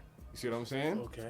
You put that money back in, And there's a certain way you can do that where in the long run you save on the taxes because you're eventually going to take the money out. But if you can flip the money when the market drops, but put it back in, you pay a lesser tax rate. And in the long run, you pay way less taxes on that money. You know what I'm saying? Okay. And this is how rich people make their money. Yeah, these are all the tricks I'm trying to learn. And on top of that, the dude asked, the host of the show asked, the intern guy, the guy that runs the board and shit, he was like, yeah, are they gonna, seems kind of shady, are they gonna keep that going for a while? Like, is that still legal? How long is that going to be legal? That's what he asked him. That seems kind of shady. How long is that going to be legal? Until the black man gets in. and the dude who was giving the advice, the financial advisor, was like, well, look, in the new bill, the Build Back Better bill, like they had just passed it like 2 days before I was watching this. Yeah, so in that new bill, I guess he read the whole thing. There's nothing that's going to affect it. We're safe for now. You know what I'm saying? And the dude knew the law. The dude knew the politics. The dude knew what bills were getting passed and whether their tax strategy was going to get touched or not. Right. You see what I'm saying? Like they are on it. This is how they make their money. Yes, yeah. And so when these politicians pass their bills, they know exactly whose toes they're stepping on and whose toes not to step on. They know exactly who to fuck with and who not to fuck with. You see what I'm trying to say? When they fuck with the tax code, they know exactly. Because if there's heavy people that are making money a certain way, they ain't gonna dare fuck with it. They ain't gonna dare touch it. Because now those powerful people will make sure you never get elected again. And you never get a job after you get elected. They might even put some bad stories in the news about you and shit. You know what I'm saying? Maybe expose your crackhead kid or something, you know, like Biden's going through right now. That's when they catch you in the hotel room with the hookers. That's when they catch you in the hotel room with the hookers and shit. The pills. There was that nigga with the fucking Don't from forget Florida. The pills. They always got the pills spread out on the bed. You know what I'm saying? Yep. Bag. Yep. Fling down. Fling down. There was that nigga from Florida got caught up in that same situation. Running for office, got caught up in that shit. Yeah. And they got the pictures right there for everybody to see. You know what I'm saying? Niggas fuck up in hotels all the time. But yeah, pussy's powerful, bro. But let you be somebody who's making moves. We gonna see those pictures. You know what I'm saying? We're gonna see it. That's not a mistake. That's not an accident. You know, those newspapers, they take orders too. With those headline stories and breaking news on CNN. Yeah, right, bro. Somebody called and said, "Brendan, this is what I need you. This is what I need you to do." You know what I'm saying? Big money, man, when it comes to taxes. That's how you do it. Bankruptcy, taxes, insurance, that's the game. You know what I'm saying? And niggas don't play that game. You trying, but most niggas don't even talk how you was talking. I never heard that shit you was saying about putting the kids on the insurance plan and stuff like that. I bet you in certain communities that's common knowledge. Yes. Like it is. Like who won the NBA championship? You know what I'm saying? They know that better. They know that tax strategy better than they know who won the NBA championship or who fucking Conway was beefing with on the you know what I'm saying? They know. But this other shit, you know what I'm saying? That we not even we pay attention to the wrong things, close. We do pay attention to a lot of the different stuff that means nothing. That's the level I want to get on. I'm headed for power. Yeah. I don't want anything, God forbid anything ever happen where I go back in. I want to be able to defend myself. Yes, sir. You know, because if you can't defend yourself, they will chew you up. You need the fuck you money. You need fuck you money. If you don't have fuck you money, they will make you bend over and took the pills and all that shit. You know what I'm saying? You get caught up. If you got enough independence and confidence, certain cats have the money and the option to say no. I'm not doing that. But they get so caught up in whatever these people have them chasing. You know what I'm saying? They can catch a fool. You know? Lots of people do that. This is what we were talking about, where people don't respect the process. They just want to get to the end result. You know what I'm saying? It's like everybody's being programmed to just try and win a lottery ticket, you know? I mean, they tax a lottery ticket too. They don't talk about that though, right? You know what I'm saying? In Canada, you do? For sure, in Canada. They tax everything in Canada. I heard your lottery winnings in Canada are yours. What? Yeah, in the States they'll tax you. I think in Canada your lottery winnings are yours. Yeah, like you're not taxed on it. Are you sure? Wow. Well, Google it. Let's see. I heard your inheritance. I know they were trying to pass a law to tax inheritance, and as far as I know, lottery winnings are tax free. Wow. You have to say Ontario. Make sure you put Ontario. I could be wrong, but that's Ontario. As a winner, you will never need to pay to get your winnings. Please note all prices. What? No, hold on. International residents don't need to pay income tax to Canadian authorities on their lottery winnings. Wow. In general, lottery winnings aren't considered taxable for Canadian income tax purposes. Yeah. Wow, I did not know that. Yeah. In the States, they will tax you. Of course. I just heard about somebody that won like some crazy amount of money, and they end up getting taxed a ridiculous amount. They still, I think it was like $1 billion. What? I don't know if it was lottery, but they won something like $1 billion, but they end up getting $450 million after $1 billion? taxes. I've never heard of lottery that much. It couldn't have been lottery. It couldn't have been a lottery, but it was something like $1 billion, and then they got taxed. They got maybe it was an investment, maybe it was inheritance, maybe it was, who knows? It had to be maybe crypto. I know crypto. Maybe it was crypto winnings or something like that. But somebody came up on $1 billion, and they and for some reason they got taxed so heavy they only ended up with $450 million. And I was like, holy shit! Now $450 million is still a come up. But god damn, like the robbery. That's Canada? No. That was I think that was somewhere in the States. I think. Okay. Because I know tax, bro. In Canada, anything crypto, coin, whatever, they're taking half. Whoa! Yep. What did you say? Yep.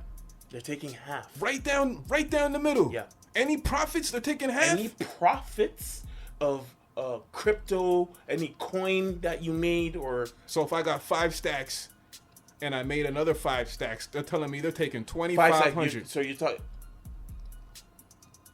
So what? $5,000? If I made 5,000, you're telling me they're taking 2,500 right off the top. Yes.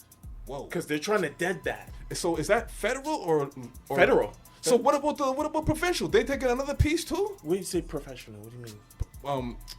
Provincial tax. Provincial. And federal tax. You get tax. There's provincial tax and federal tax. So CRA, right? CRA is federal.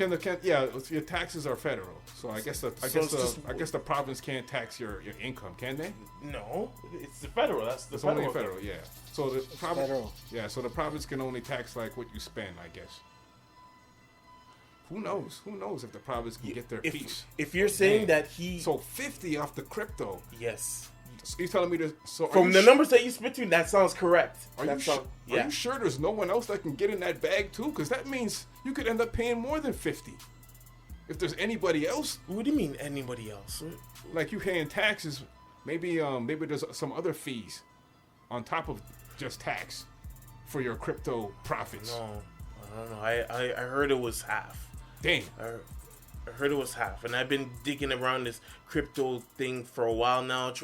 I'm trying to find out. I don't do crypto. I would love to get into it, but I've been digging for a while. They tax half of your profits. Yes, 50%. They tax half of it. That's insane. Yeah, I know. They're trying to dead that. I mean, don't get me wrong. When you work hourly shifts in Canada, like at least in Ontario, I guess it's federal, but when you work overtime, you get taxed around 50%. Oh, really? Oh yeah.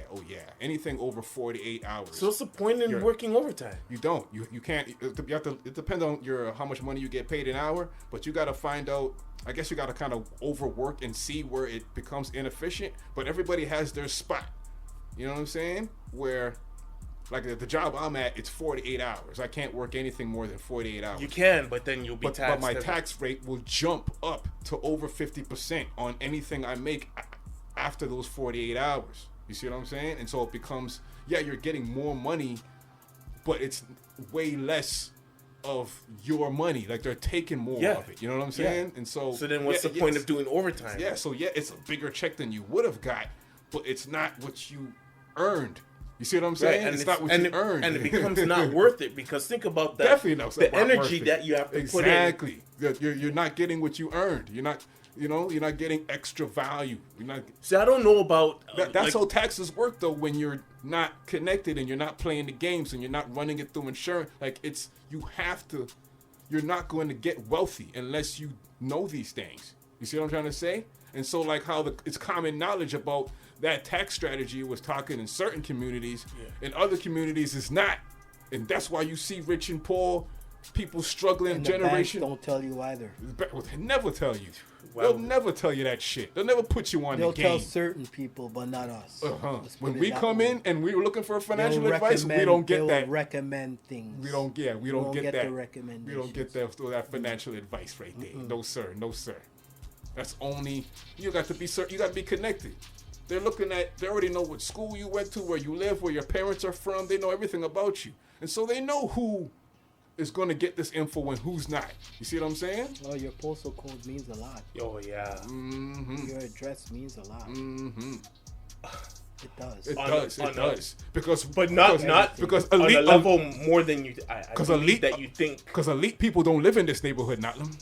And they don't live in my neighborhood either. They don't live in your neighborhood. Mine too. The heavy people who really have power, they don't live in neighborhoods we live in. They wouldn't dare live in the same neighborhoods we live in. It doesn't work like that. You know, like you couldn't even drive. There's probably a gate. You can't even. There's no direct access to where these people live. You see what I'm saying? So your postal code, like you said, is heavy. But not just for that. Heavy. That's another topic. Your postal code is big. Insurance, real estate companies, who they'll sell for the legal system. The legal system. Whoa. On a level that's a whole next podcast. When you talk about I could bring someone in here or how to talk about this shit. Or how the police fuck with people, you saying? More the courts. The courts. Based on your postal code. But the police, and it all has to do with, you ever heard of legalese? I've heard that word before, yeah. Legalese? But what is a legalese? Legalese is a language that the courts talk to you in, or the police talk to you in. Mm-hmm. But these days, the police don't even know that they're speaking legalese. So when they ask you, do you understand? Yeah. Let me ask you guys. What am I saying? Do you understand? When they read your rights and they say, "Do you understand?" Yeah. Do you? What are they asking you? I'm not quite sure. That's always felt like some funny shit.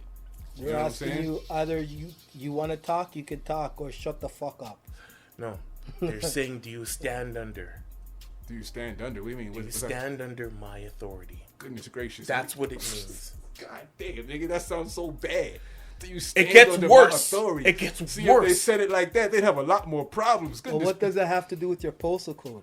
Oh, so if you go to court, for something, what they're gonna ask you is your full name. Mm-hmm. They're not gonna ask you to spell it out, because if you spell it out, they can't proceed. They're going to process it all in capitals. Because all in capitals, if you look on your birth certificate or your driver's license, your name is all in capitals. Yes. Only corporations have all capitals. Wow. So when you were born, you're under a corporation. I've heard that before. Yeah. When you were born, your birth certificate was the creation of that corporation, which is called a Strawman. Mm-hmm. Right? Mm-hmm. That's that invisible. That's that that entity. Mm-hmm. That's the entity that pays taxes. Mm-hmm. That pays your parking tickets, fines. It's like they create this legal thing that they can. Corporation. Okay. That represents you. Yes. So really and truly, if you knew how to be sovereign, mm-hmm. you can get away with not paying any government tax, parking tickets. Because that's not you. That's just a representative that's of right. you. That's right. But they got you attached to that. That's right. And they won't even let you know that connection is even, that setup even exists. No. They won't even, okay. No. But as you said, you want to hide something from the black people, put it in the book. Yes, sir. Yes, sir. And that's so true. Mm-hmm. So you're a straw man. When you go to court, the judge is supposed to be impartial, but the judge has no jurisdiction until he can connect you with your straw man. So they'll ask you for your address, which is your postal code. It's like a trap. Yes.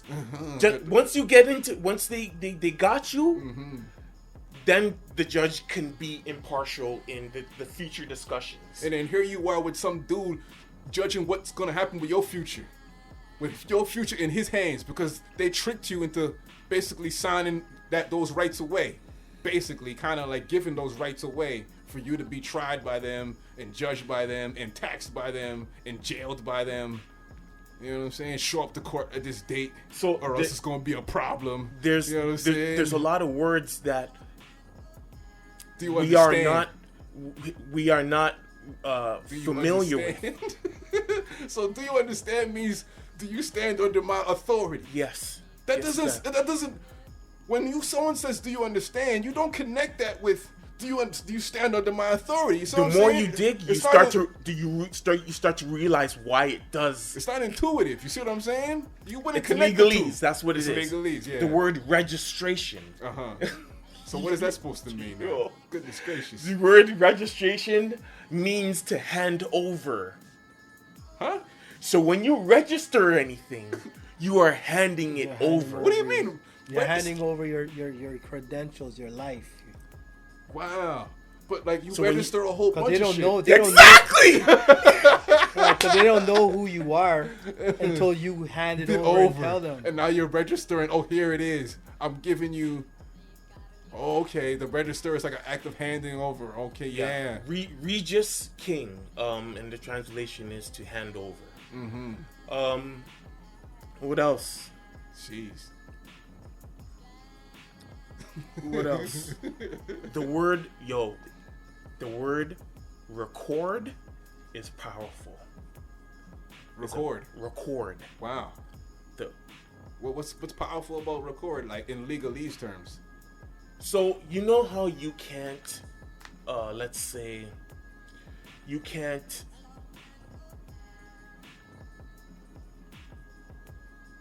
Like if you record somebody either vocally or visually without their permission. Well, like the police? Police or anybody. or anybody. Without telling them you are recording. They can't use it against you. Yeah, okay, I get that. You heard of that? Yeah, it's admissible in court. Yeah. But if you word it right, especially in today's society, it just goes over your head. So, it happened to a friend of mine. So he's pretty versed on being sovereign. Okay. And what is he like one of those like Moors and stuff? Yeah. Okay. So when he went to court, he realized what they were trying to do. They were trying to establish jurisdiction. And when the crown wasn't getting anywhere, first of all, when you're being sovereign, you do not speak to the crown. Yeah, you don't at all. You don't recognize it. Yeah, you don't recognize them. Because as soon as you do, then you start playing their game, right? Is that how their trick works? No. Well, yes and no. He does not have your best interests at heart at all, and he does nothing for you. So you're supposed to, if you know how to defend yourself, you just X him out. So a judge, especially to the black folk, will try and reel you in, right? He'll say, "Okay, I know what's happening here." What I've seen, if a white person claims, part of the Freeman Society or Moorish law, it's called. Okay. then I've seen them play along with it. Well, like the judge will just dismiss everything, or you know. You've seen them win those cases. Yes, and get paid. You can get paid. Wow. You can get it goes. You know what? We're gonna have a podcast with I'm gonna bring in somebody. That's crazy. And what the judge will start to do is start asking you questions, reeling you in, tricking you into jurisdiction. And he'll say things like, "So for the record." Oh. So he's getting you to respond to things on record. He's telling you it's recording. Okay. So when he says for the record, and now you speak after he says for the record. Yes. It's a different type of game you're playing. Yes. You're saying? Yeah. It's a different He's reeling you now. in. It's a different situation now. Now Whatever you say can be used against you in a court of law. Yes. Because they're telling you that now you're being recorded. They'll say off record if they want to ask you something that they don't want to put it in to the records. There's so many words out there that are meant to entrap. If a police officer ever asks you to sign your ticket, don't ever do that. Don't ever do that. Ever. Ever. I've never had a police officer ask me to sign a ticket. Yeah, I have. When I was, a lot younger, I had no that things are on my mind. He asked me to sign it. My muffler at a Honda with a big ass muffler, and went past him and pressed my guy. So he stopped me. He made me. He gave me a ticket, and he told me to sign it. And I should have never did that, because by signing it means something else, that you're pleading guilty to the charge. To the charge. Yeah. So you accept that this is true. Yo, it goes so deep. It goes so deep. So the law is not really like the law. It's kind of like it becomes the law if you don't. It becomes like the law if you don't play it right. Like it's not as solid as it seems. It's not the final say, almost like. No. As it seems. No. It's like this structure they have set up. Yeah. And they continue to. Another thing is trademarking your name. That's how a lot of these priests that got away with sexual assault and all that shit, they got away with a lot of that shit. How? Through trademarking your name. Trademarking the name? Yes. So what, they can't get sued? No. Because they trademarked their name? You trademark your name. There's no entity out there after that can put your name on a piece of paper without your permission. Jeez. So trademarking your name keeps you separated from a lot of shit. Yes, and there's more to it. There's so much more to it, and these white people know all the tricks. I am a property guy. I drive all kinds of places just to look at the property. I see these buildings, these homes that just like, what the fuck do you do? But when you dig and you realize, a lot of this shit is old money. It's knowledge about how our current system works, and getting in early too. No, I would because say it's simple knowledge. If you were endowed with all the knowledge right now in your brain, you can be a millionaire in it's not even like half a year. Okay. If you had the knowledge, so it's really about just knowing what's up. Yes. It's not even about timing. It's not even about timing. No. It's about just knowing what's up. Wow. Okay.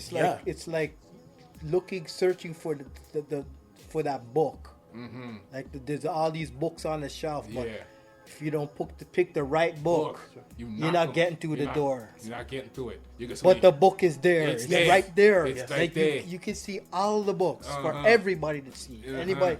Yep. But we're just choosing the wrong book, and nobody's telling you, "Hey, buddy, it's that book." You know. That book, you know.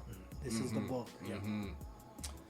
Now, do you think there's like people who know about these certain, like for your example, that book? You know what I'm saying? Let's use that example. You think there's people that know about that book and are trying to tell folks, and there's people out there trying to keep them from telling folks? Do you think that's going on? Of course. Yes. When COVID started, there was and because that book is like that book, it becomes very easy to spot when somebody's trying to spread the information. Is that what you're saying? If everybody has that book, right?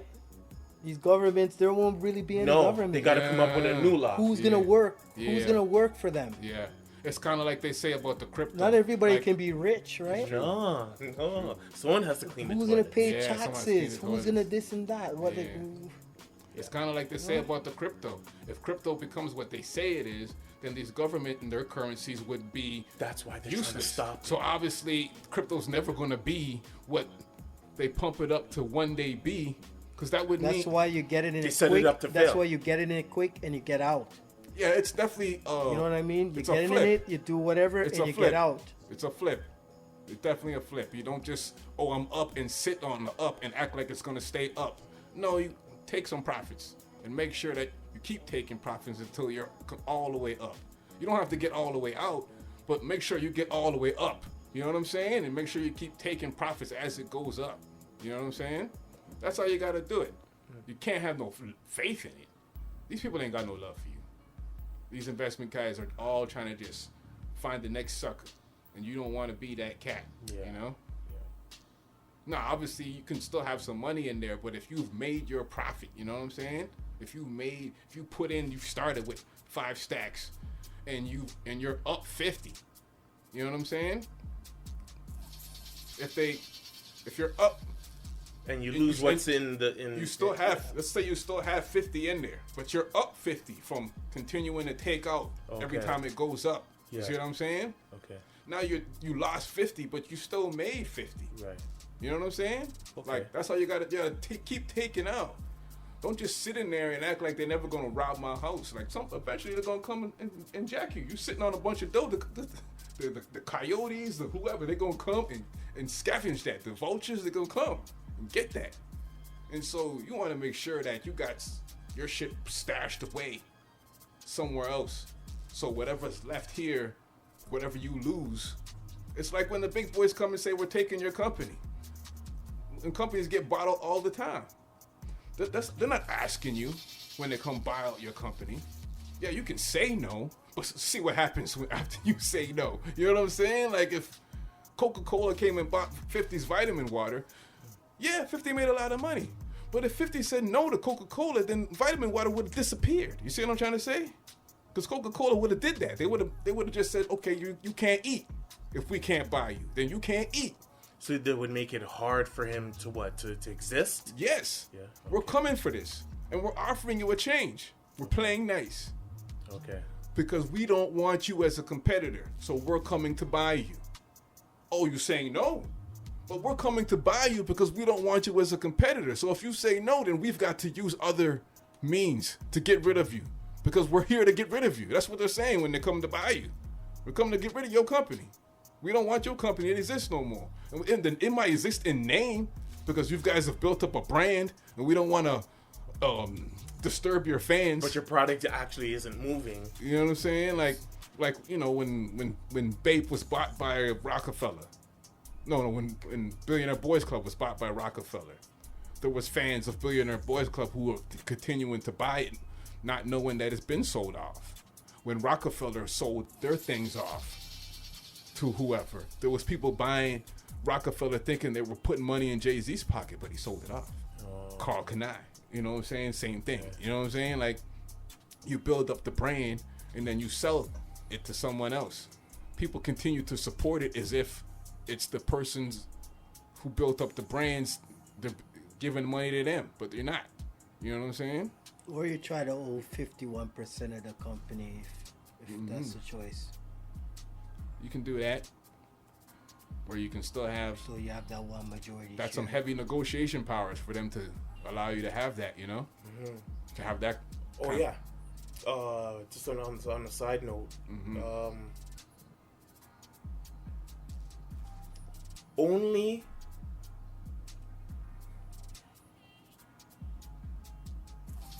companies can get married. Only corporations can get married. So you and your wife have to be two corporations in order to get married?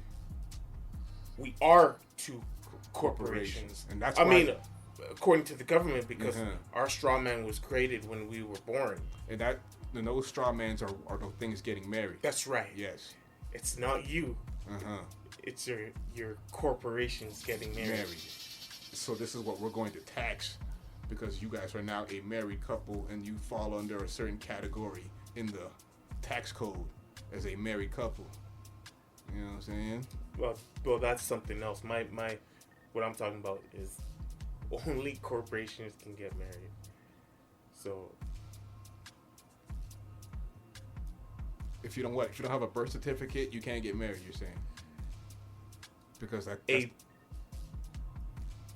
any municipality or priest cannot marry you. No.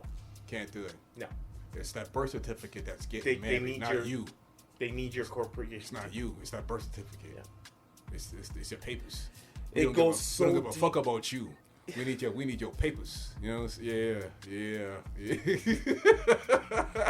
Motherfucker, where your papers at, motherfucker? We don't give a fuck about you. But the only reason you is valuable is because you got some papers somewhere, motherfucker. Where they at? And if you can't find them, then fuck you. Yeah. That's how it's exactly what it is. It happens at the border all the time, right? Yep. The border. You don't got your papers, right? You got your papers, right? Yeah. Where you going?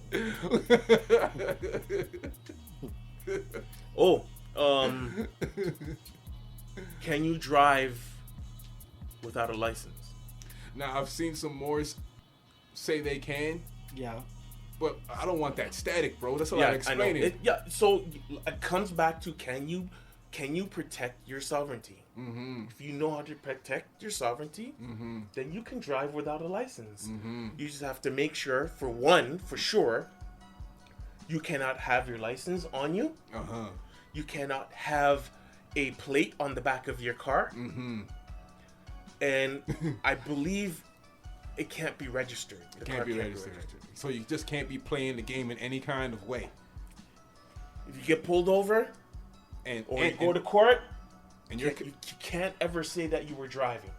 Because you're not connected to any of that shit. That's right. You were traveling. You were traveling. You were traveling. You were traveling. That's what you were. You were not driving. You were traveling. Because only drivers get paid. Yeah. The drivers is a different thing. You need a license and you need to register your car, which is handed over, you know what I'm saying, and all this kind of shit. And so when you're traveling, it's different from the driving. Right. You see that's the mind game they fuck with you. Because it gets worse. Now that's not the only way. There's more to it to protect yourself when you're driving without your license, without a license. So you're driving, insurance. You're fucked up. But if you're traveling though, it's different. But that is the You're convicting yourself if you say you're driving. Yes. Yes. Traveling, that means you could have been a passenger. Somebody was driving you. I'm just or car's not in your name. Yeah. There's no registration. That's not why. There's no plate. That's not why. Because traveling is different from driving. Yeah. Traveling is different. It's different. Like I said, drivers get paid. As long as you're getting paid to do something, while you're in a car, in a registered car with a license and a plate, you are driving. You are not traveling. So, it goes so deep. So we just basically hand over our freedom. Yes. You know and you see, and this whole... They don't take it. We hand it over. That's right. And the whole vaccination thing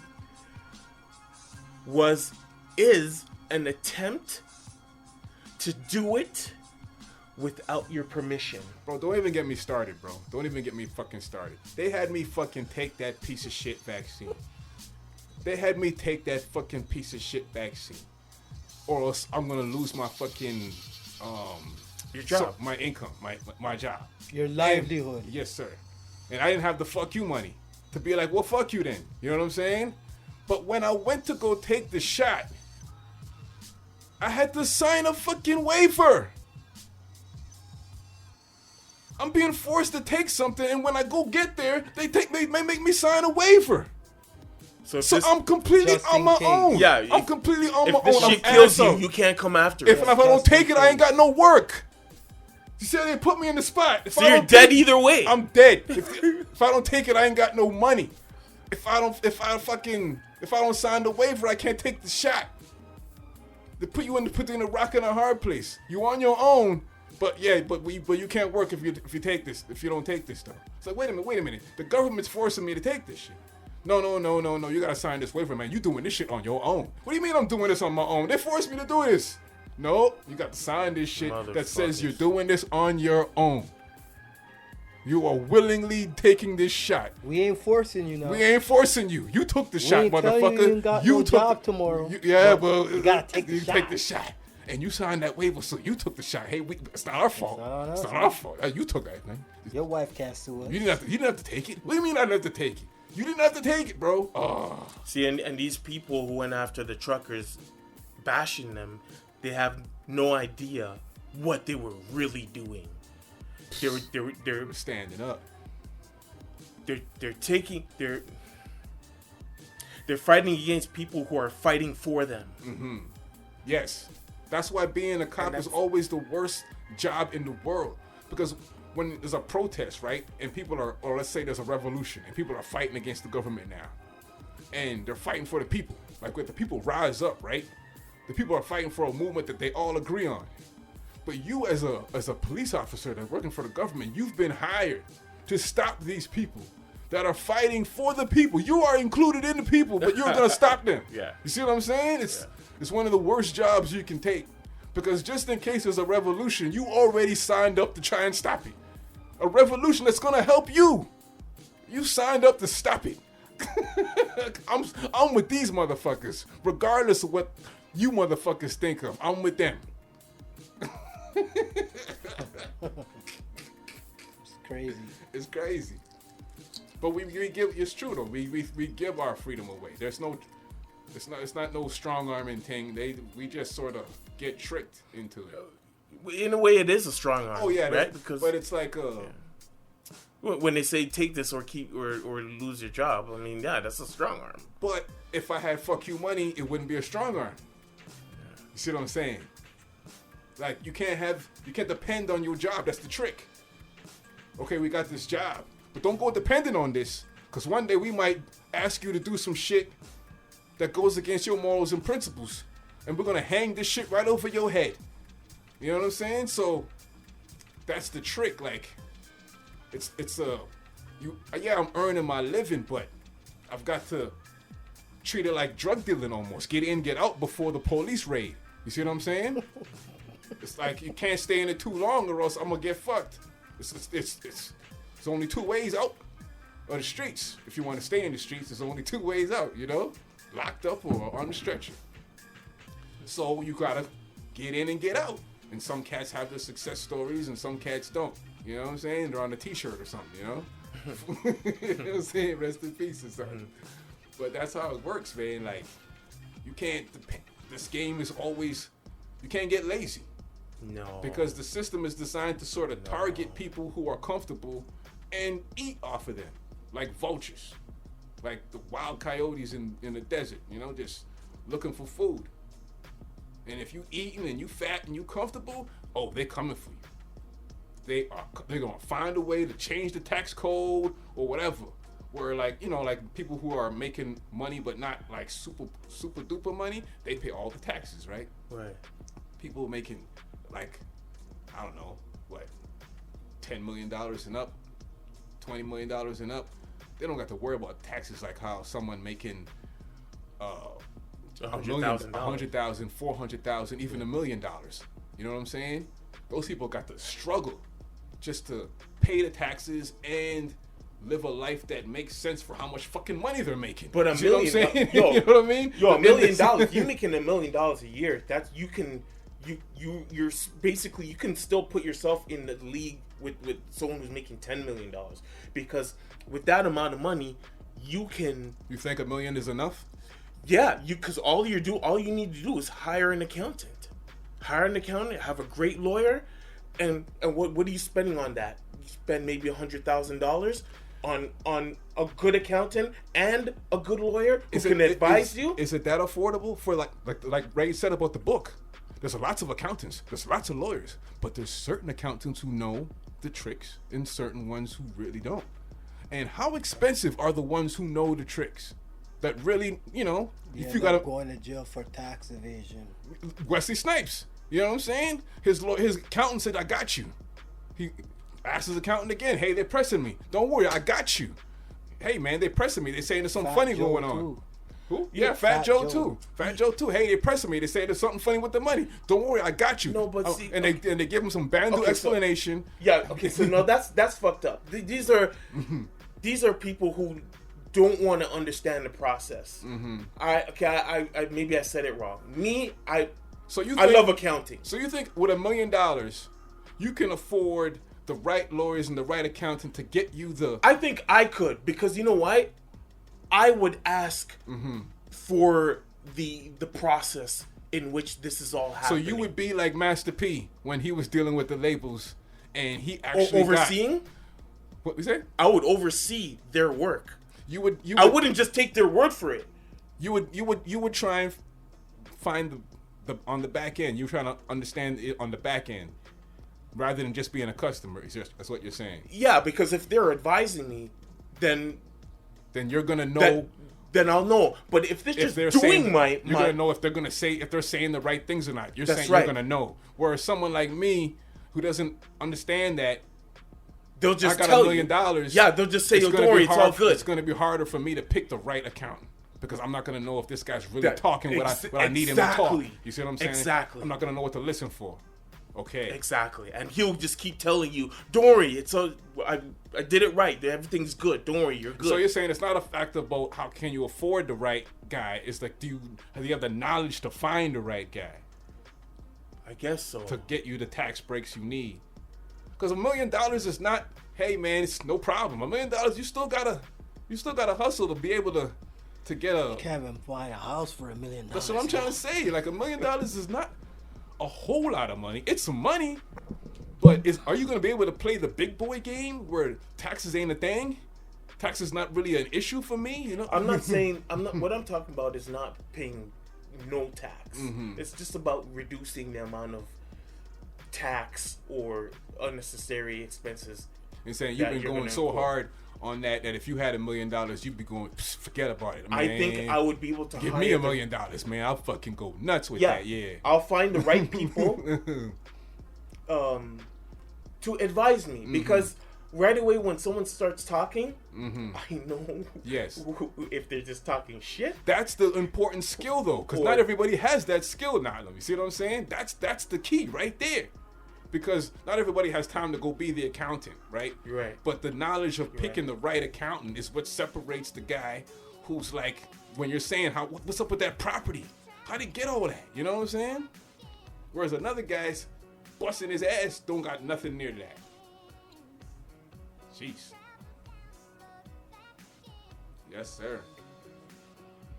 I think that's a good way to wrap it up.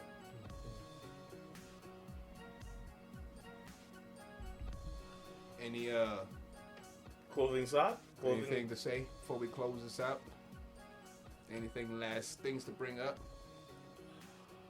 All right. No. Good episode. I'm gonna try and bring in that guy I was telling you about, who knows all about sovereignty and Moorish law. Yeah. Good episode. This is our first episode about kind of like how shit works. You know what I'm saying? Nice. All right. Until next time, yo. Yes, sir. That's the closing of episode 4.